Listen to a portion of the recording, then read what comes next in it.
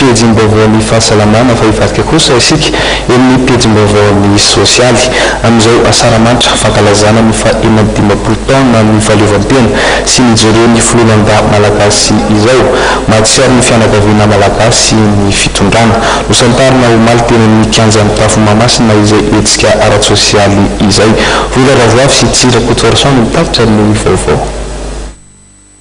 Olona sivinjato avy amin'ny fianakaviana sahirana ao anatin'ny boriboritany samihafa eto an-drenivohitra nitolorana fanomezana omaly teny amin'ny kianjan'ny tafomamasina.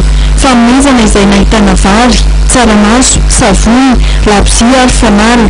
Miara-faharoa natao anatin'ity hetsika ity ny komite teknika nasionaly mikarakara ny fetim-pirenena na ny komite teknika nasionaly d'organisation CPNO sy ny ministera mponina sy ny velona ara-tsosialy.